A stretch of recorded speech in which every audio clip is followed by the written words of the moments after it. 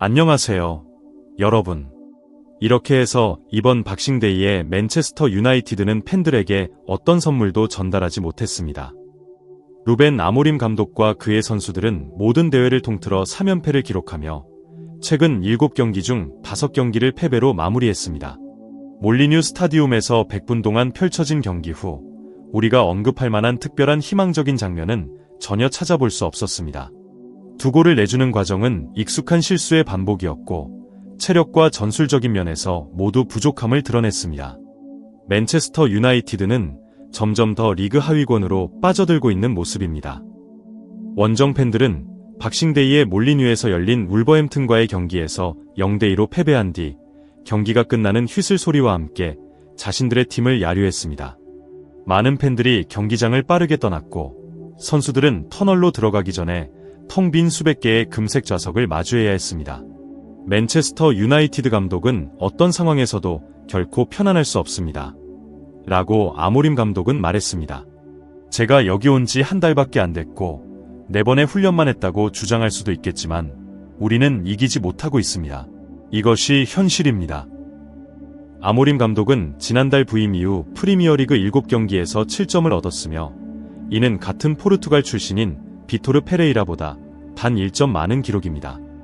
페레이라는 울버햄튼 감독으로 부임한 이후 2경기를 모두 승리로 이끌었습니다. 아모림 감독이 부임 후 첫 10경기에서 5패를 기록한 것은 1930년대 클럽 비서직에서 물러난 월터 크릭머 이후 맨유 신임 감독 중 최악의 성적입니다. 한편 글로브 사커 어워즈 시상식에서 크리스티아누 호날두는 맨체스터 유나이티드의 문제는 새로운 감독 루벤 아모림과 관련이 없다고 밝혔으며 자신이 구단주였다면 문제를 해결할 수 있었을 것이라고 믿고 있다고 말했습니다. 프리미어리그는 세계에서 가장 어려운 리그입니다. 모든 팀이 강하고 모든 팀이 싸우며 모든 팀이 뛰고 모든 선수들이 강합니다. 요즘 축구는 달라졌습니다. 더 이상 쉬운 경기는 없습니다. 저는 1년 반 전에 이 말을 했고 앞으로도 계속 말할 것입니다. 문제는 감독에게 있지 않습니다. 이건 마치 물고기를 기르는 어항과 같습니다. 만약 물고기가 병에 걸리면 물고기를 꺼내 치료한 뒤 다시 어항에 넣어도 다시 병에 걸립니다. 맨체스터 유나이티드의 문제도 마찬가지입니다. 문제는 항상 감독에게만 있는 것이 아닙니다. 그 이상입니다. 만약 내가 구단주라면 모든 것을 명확히 하고 내가 잘못되었다고 생각하는 부분을 조정할 것입니다. 맨체스터 유나이티드가 지난 경기에서 보여준 가장 큰 실망은 분명히 주장 브루노 페르난데스일 것입니다. 그는 조아오 고메스와의 충돌 상황에서 주심 토니 해링턴으로부터 또다시 레드카드를 받았습니다. 비록 의도적인 태클이 아니었을 수 있지만 이 상황은 그가 2번째 옐로카드를 받기에 충분했고 이번 시즌 3번째로 팀을 수적 열세에 빠뜨렸습니다. 흥미로운 점은 올드 트래포드에서 약 5년간 뛰어온 브루노 페르난데스가 이번 시즌에 처음으로 레드카드를 받았다는 것입니다. 그가 경기장에서 먼저 퇴장하면서 맨체스터 유나이티드는 수적 열세를 극복하지 못하고 연이어 실점을 허용하며 패배를 피할 수 없었습니다. 퇴장하기 전 브루노 페르난데스는 47분 동안 부진한 경기력을 보였고 단 한 번의 키패스를 기록했습니다. 그는 12번의 1대1 상황 중 단 3번만 승리했으며 14번이나 공을 잃어버리는 등 실망스러운 모습을 보였습니다. 이번 시즌은 스포르팅 리스본 출신의 이전 스타에게 정말로 재앙에 가까운 시즌이라 할 수 있습니다. 그는 여전히 팀 내에서 가장 많은 찬스를 만들어내는 선수이며 모든 대회에서 꾸준히 뛰어줄 수 있는 체력을 갖추고 있지만 지난 시즌들과 비교했을 때 그의 효율성은 크게 떨어졌습니다. 우리는 30세의 이 선수가 현재의 점유와 압박 시스템에 적합하지 않다는 이야기를 여러 차례 했습니다. 하지만 지금 상황에서 그를 대체할 선수를 찾는 것도 매우 어려운 일입니다. 1994년생 스타가 박싱데이에 팬들에게 안겨준 최악의 선물은 경기 후 실망감에 찬 얼굴로 경기장을 떠나는 모습이었습니다. 다가오는 휴식 기간 동안 브루노 페르난데스가 스스로를 돌아보고 비효율적인 일들을 억지로 떠맡기보다는 본인의 역할에 집중하며 팀을 끌어내리는 일이 없기를 바랍니다. 맨체스터 유나이티드가 해결해야 할 또 다른 문제는 바로 세트피스 수비입니다. 현재 메뉴가 코너킥을 허용할 때마다 상대에게 페널티킥을 내주는 것과 다름없다는 냉소적인 평가가 있지만 이는 지금 팀의 현실을 정확히 반영합니다. 루벤 아모림 감독은 이렇게 많은 실점을 허용한 것에 대해 책임을 인정했지만 그는 여전히 구체적인 해결책을 찾지 못하고 있습니다. 아마도 너무 많은 문제를 동시에 해결해야 하기 때문일 것입니다. 매튜스 쿠냐의 선제골 장면을 돌아보면 먼저 브라질 선수의 뛰어난 경기력을 칭찬하지 않을 수 없습니다. 그는 이번 경기뿐만 아니라 시즌 내내 인상적인 활약을 펼쳤습니다.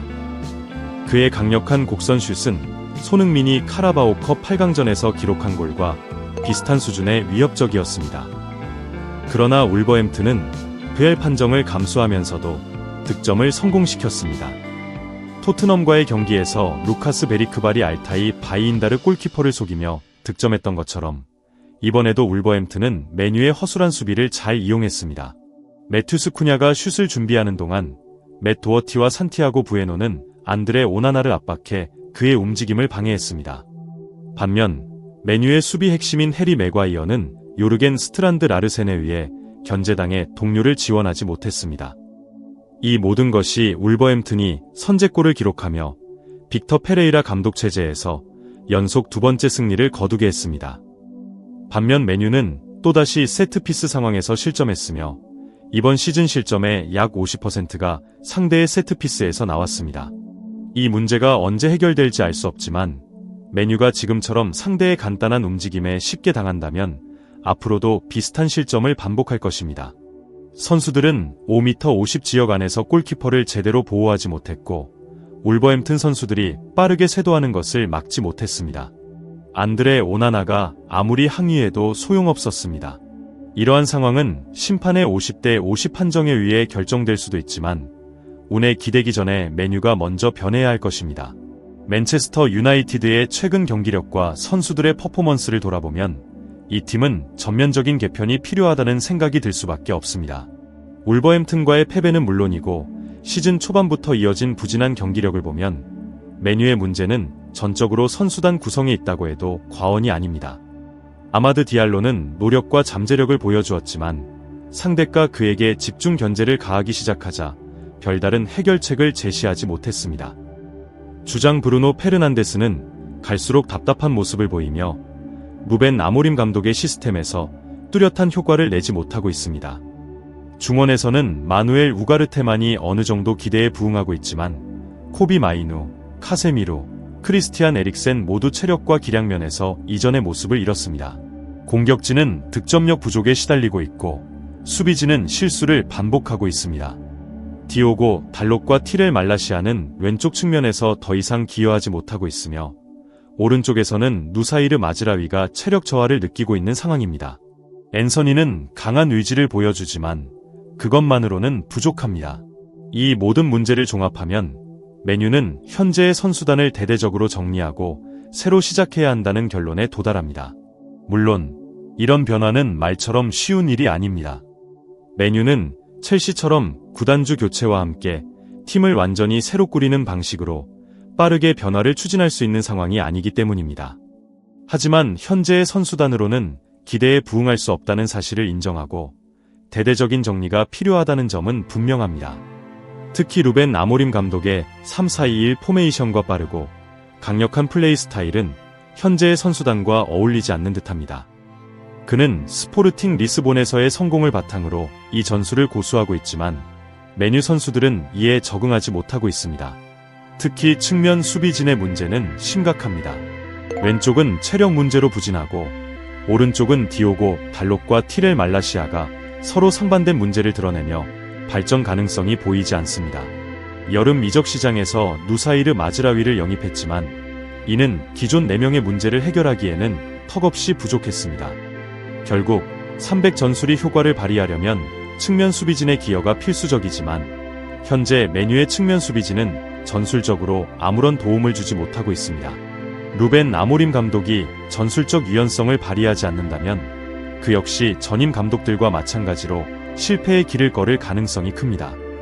에릭 텐 하흐 감독은 프리미어리그 첫 2경기에서 대패를 당한 후 즉각 전술을 조정하며 어느 정도 성과를 냈던 전례가 있습니다. 물론 아모림 감독의 고집은 그의 철학과 비전을 보여주는 긍정적인 면도 있습니다. 하지만 그가 원하는 선수들을 모두 확보하기 전까지는 이 시스템이 효과를 발휘하기 어렵습니다. 문제는 구단이 그를 기다려줄 만큼 인내심이 있을지, 아니면 성적 압박으로 인해 또 다른 변화가 요구될지입니다. 아모림 감독은 선수 선발에서도 더욱 단호한 태도를 보여야 합니다. 현재의 선수단에는 기준에 미치지 못하는 이름들이 너무 많습니다.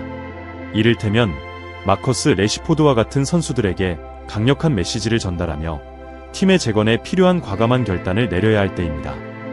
모든 대회에서 3연패를 기록한 맨체스터 유나이티드는 루벤 아모림 감독이 올드 트래포드 지휘봉을 잡은 이후 5번째 패배를 맛봤습니다. 포르투갈 출신 감독에게 상황은 점점 더 어려워지고 있습니다. 부상 선수는 줄어들었지만 선수들의 체력 상태는 여전히 요구 조건을 충족하지 못하고 있습니다. 최근의 부진한 성적은 계속 이어질 가능성이 높습니다. 다음 세 경기에서 맨유는 뉴캐슬, 리버풀, 프리미어리그, 그리고 아스널, FA컵과 맞붙게 됩니다. 이 세 팀은 최근 몇 년간 항상 맨유보다 우위를 점해온 강팀들입니다. 더욱이 브루노 페르난데스와 마누엘 우가르테가 경고 누적으로 출전 정지를 당하면서 루벤 아모림 감독은 선수 구성에 더 큰 어려움을 겪게 되었습니다. 팬들은 이미 새해가 순탄치 않을 것이라는 마음의 준비를 했을지도 모릅니다. 이는 크리스마스 시즌과 박싱데이 동안 맨유가 팬들에게 보여준 모습과 크게 다르지 않을 것입니다. 빡빡한 경기 일정, 부진한 경기 결과, 그리고 구단 외적인 문제들까지 이번 시기는 맨체스터 유나이티드뿐만 아니라 루벤 아모림 감독 개인에게도 극도로 힘든 시기입니다. 그러나 도전은 아직 끝나지 않았습니다. 뉴캐슬, 리버풀, 아스널이 맨유를 기다리고 있습니다. 과연 깜짝 놀랄만한 반전이 일어날까요? 아니면 최근 3연패처럼 또다시 무너지고 말까요? 시청해주신 여러분, 인사이 포트볼의 콘텐츠였습니다. 영상에 대한 여러분의 생각을 아래 댓글로 남겨주세요.